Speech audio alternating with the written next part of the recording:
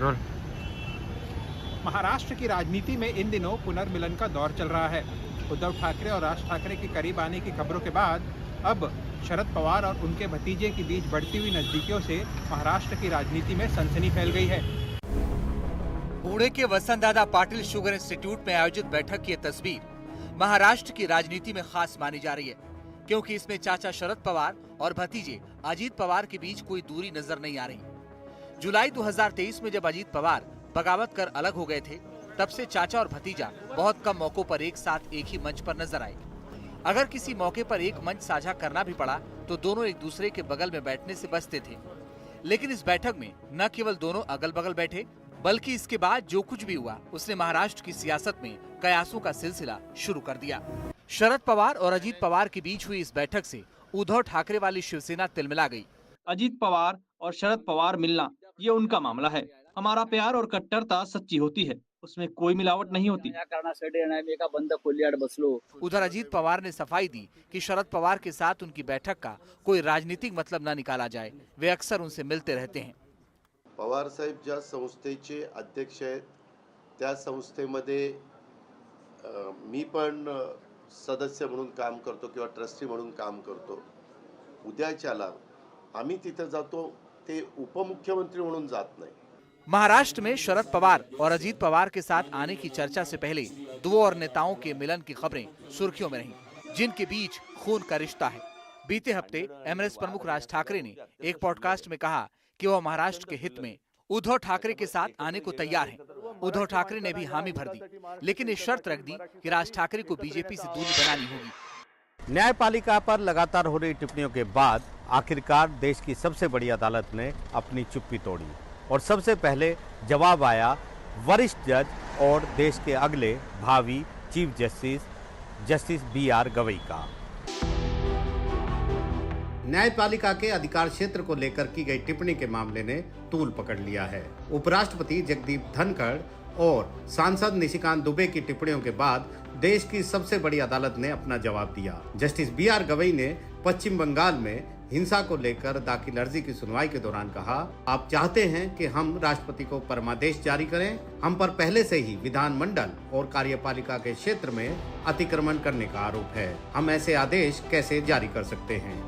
वहीं सांसद निशिकांत दुबे की CJI संजीव खन्ना पर टिप्पणी को लेकर घमासान जारी है। कोर्ट की अवमानना का केस चलाने के लिए मंजूरी की कई अर्जियां अटॉर्नी जनरल को दी गई हैं। सुप्रीम कोर्ट एक ऐसी संस्था है जिसको लोगों पे बड़ा विश्वास होता है। कितने झटके झेलने के बाद लोग सुप्रीम कोर्ट तक आते हैं।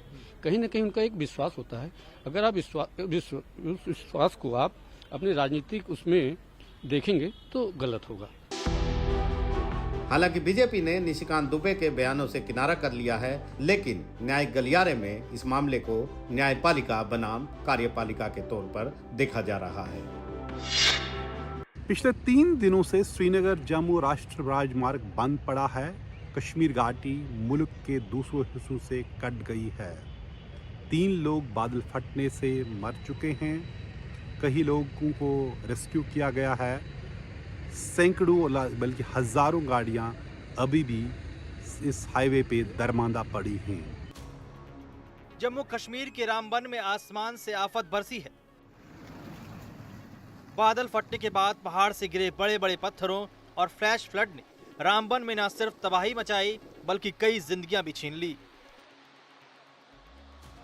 रामबन में बड़ी संख्या में घरों, दुकानों, होटलों और सड़कों को नुकसान पहुंचा है। बादल फटने के बाद गिरे पत्थरों ने जम्मू श्रीनगर नेशनल हाईवे के कई इलाकों पर कब्जा कर लिया है। इसके चलते हाईवे लगातार दूसरे दिन भी बंद है और हजारों ट्रक फंसे हुए हैं। जम्मू श्रीनगर नेशनल हाईवे को खोलने के लिए लगातार बड़ी बड़ी मशीनों से मलबा हटाने का काम जारी है। सेना भी राहत और बचाव अभियान में जुटी हुई है। जो लोगों को सिविल नुकसान हुआ है, एसेंशियल सर्विसेज का है, पावर है, राशन है या जल सप्लाई है, वो सब देने की कोशिश की जा रही है। उधर जम्मू कश्मीर के मुख्यमंत्री उमर अब्दुल्ला रामबन पहुंचे और यहां हालात का जायजा लिया। कोशिश की जा रही है कि फौरी तौर जो है एक तो हाईवे को हम रिस्टोर करें। रामबन में भूस्खलन और फ्लैश फ्लड के चलते हाईवे बंद है, इसलिए एक दूल्हा और दुल्हन को शादी समारोह स्थल तक पहुंचने के लिए कई किलोमीटर पैदल चलना पड़ा। कर्नाटका के पूर्व डीजीपी ओम प्रकाश की सनसनीखेज हत्या ने पूरे राज्य को हिलाकर रख दिया है। इस हत्याकांड में मुख्य आरोपी पुलिस ने उनकी पत्नी पल्लवी को बनाया है। कर्नाटका पुलिस के पूर्व प्रमुख ओम प्रकाश पंचतत्व में विलीन हो गए, लेकिन यह कोई साधारण मौत नहीं, बल्कि एक खौफनाक कत्ल था। हत्या का आरोप किसी और पर नहीं, उनकी पत्नी पल्लवी पर है। वजह संपत्ति विवाद। ओम प्रकाश के बेटे कार्तिकेश ने पुलिस में दर्ज शिकायत में अपनी मां और बहन दोनों पर हत्या का शक जताया है। कार्तिकेश के मुताबिक उनकी मां पल्लवी ने बीते हफ्ते ही ओम प्रकाश को जान से मारने की धमकी दी थी। डर के साये में जी रहे ओम प्रकाश ने पत्नी का घर छोड़ अपनी बहन के पास शरण ली थी, लेकिन कुछ ही दिनों बाद उनकी बेटी उन्हें वापस घर ले आई और फिर रविवार को उनकी हत्या हो गई। खून से सने ओम प्रकाश को आनन फानन में अस्पताल ले जाया गया, जहां डॉक्टरों ने उन्हें मृत घोषित कर दिया। कार्तिकेश ने अपनी शिकायत में यह भी कहा कि पल्लवी और उनकी बेटी मानसिक रूप से डिप्रेशन से जूझ रही है। सूत्रों के अनुसार हाल ही में ओम प्रकाश ने कुछ संपत्ति अपनी बहन के नाम कर दी थी, जिससे पहले से ही तनावपूर्ण रिश्ते और बिगड़ गए। हत्या की जगह से पुलिस को जो तस्वीरें और सबूत मिले हैं वो हिला देने वाले हैं। ओम प्रकाश पर चाकू से हमला करने से पहले उनकी आंखों में लाल मिर्च का पाउडर फेंका गया था। यूपी के मेरठ में नीले ड्रम वाली घटना के बाद अब देवरिया जिले में सूटकेस वाला कांड सामने आया है। आरोप है कि देवरिया जिले की रहने वाली एक महिला ने अपने प्रेमी के साथ मिलकर अपने पति की पहले हत्या की, उसके बाद उसके शव को एक सूटकेस में भरा और घर से 50 किलोमीटर दूर एक सुनसान खेत में ले जाकर फेंक दिया। ये महिला रजिया सुल्तान है। इस पर आरोप है कि इसने सऊदी अरब में नौकरी करने वाले अपने पति नौशाद की हत्या कर दी। नौशाद के रिश्तेदारों का कहना है कि इसका अफेयर इसके भांजे से चल रहा था और इसका पति प्रेम संबंधों में बाधा बन गया था।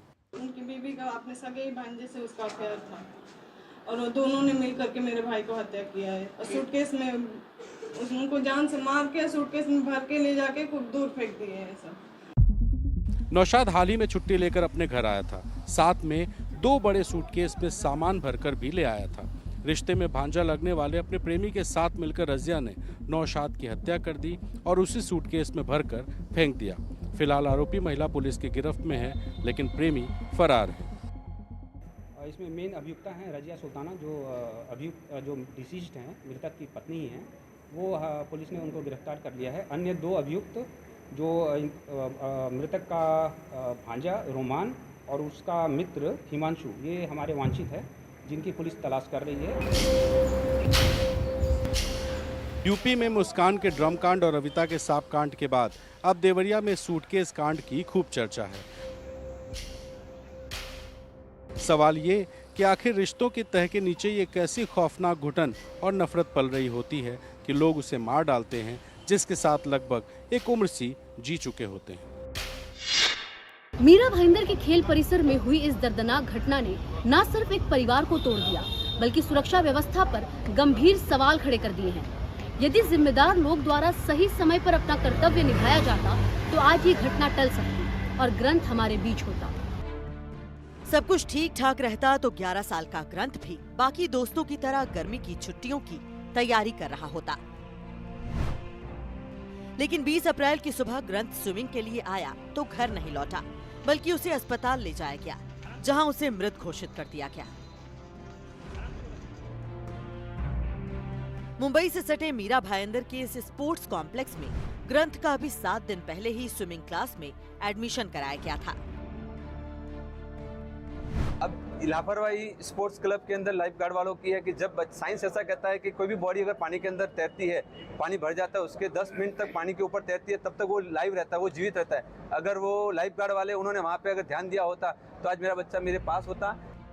सुबह 11 बजे ग्रंथ स्विमिंग के लिए स्पोर्ट्स कॉम्प्लेक्स आता है और 11:45 पर उसके साथ हादसा हो जाता है। आखिर उसके साथ इस दौरान क्या हुआ? घर वालों का आरोप है कि सभी बच्चे स्विमिंग के बाद निकलने लगे, तब बच्चों ने ध्यान नहीं दिया कि उनके साथ ग्रंथ नहीं है।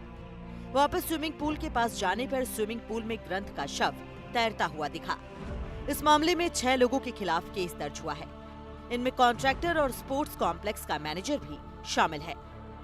इसके अलावा नारायण नाइक, हिंगोला नाइक, प्रतिमेश कदम, अर्जुन कदम के खिलाफ केस दर्ज हुआ है, जो कि वहां के स्टाफ बताए जा रहे हैं। इन सभी लोगों के खिलाफ बीएनएस की धारा 106 यानी लापरवाही से मृत्यु का केस दर्ज किया गया है।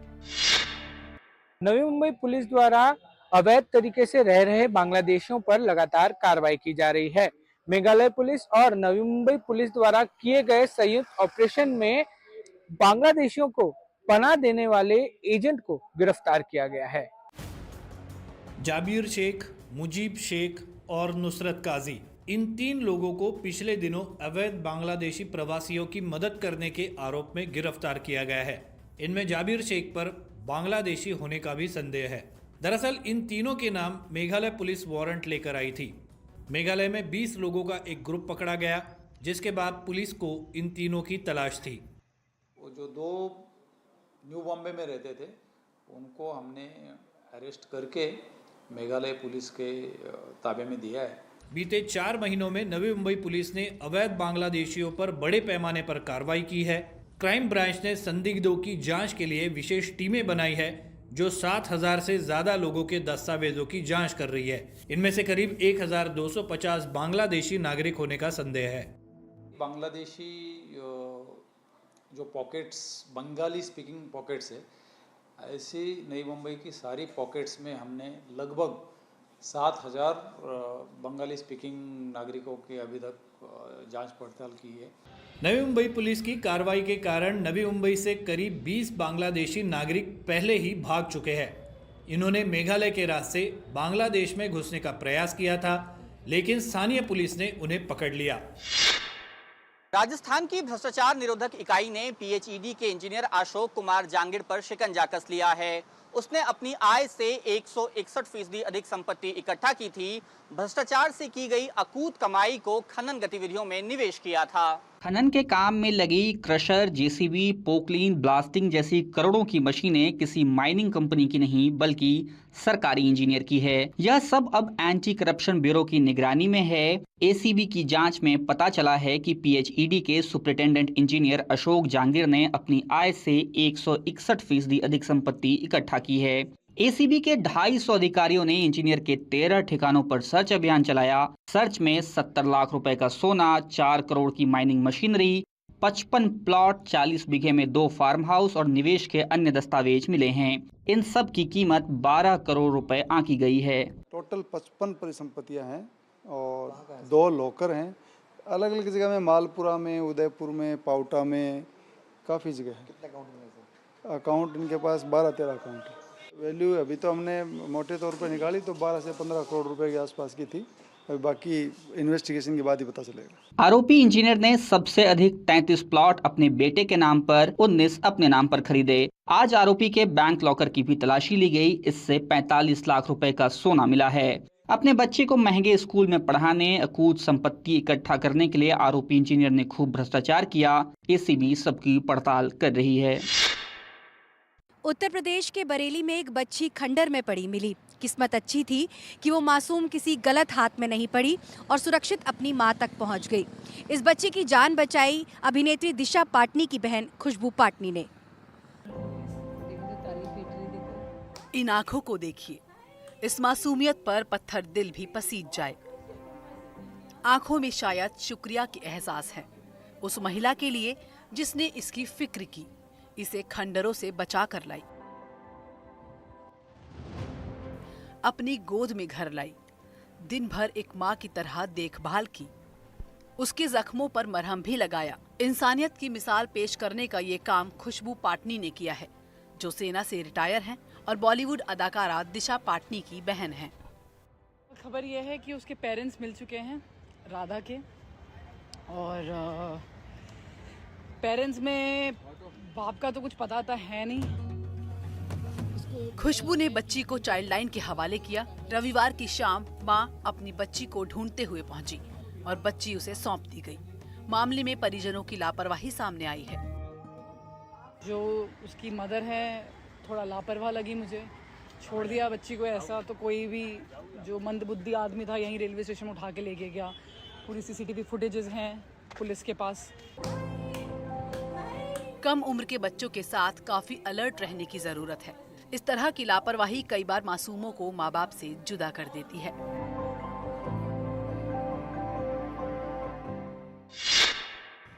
बीसीसीआई के ग्रेडिंग की लिस्ट आ चुकी है। हमें इस बात को लेकर के कोई आपत्ति नहीं है कि बीसीसीआई किस खिलाड़ी को किस ग्रेड में रखता है, लेकिन इस बात को लेकर के आपत्ति है कि ग्रेड सी क्या है, क्यों होता है, किसी को ग्रेड सी कहना क्या अच्छी बात है, क्या इसके विकल्प हो सकते हैं?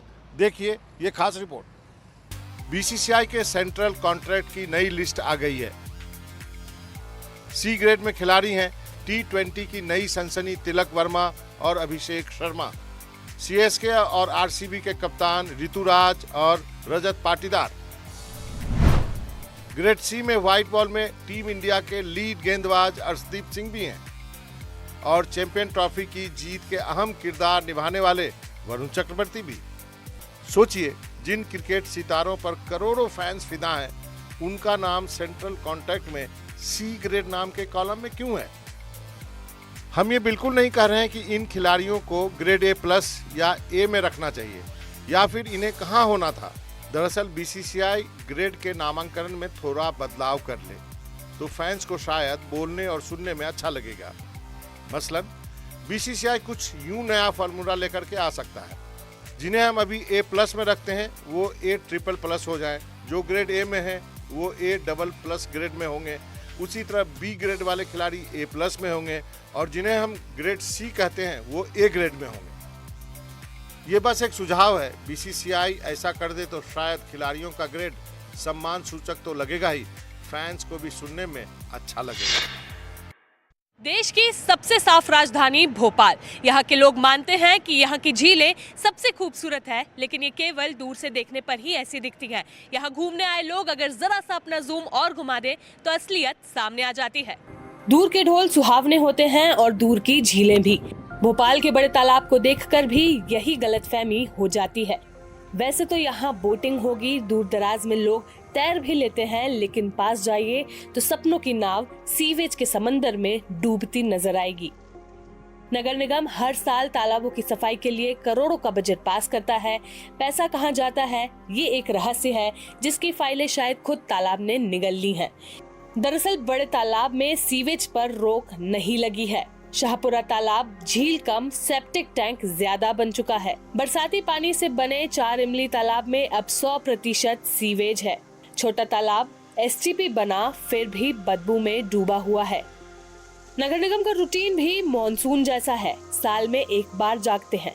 पिछले साल 3 बार टेंडर निकले, शोर मचा, लेकिन काम गुम। पिछली बार भी इनके 3 बार टेंडर रिकॉल हुए, लेकिन सीवेज का कोई टेंडर नहीं हुआ, तो इन्होंने छोटा छोटा ACR के माध्यम से टेंडर किए और उसमें काम तो हुआ नहीं। जवाबदेही की बात आई तो महापौर महोदया का जवाब सुनिए।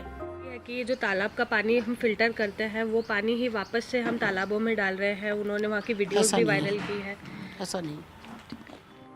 3 साल से भोपाल वालों को वही सपना दिखाया जा रहा है, अब की बार साफ तालाब। लोग सपना देख भी लेते हैं तो नगर निगम एक नई सीवेज पाइपलाइन के साथ आकर सपनों पर बुलडोजर चला देता है।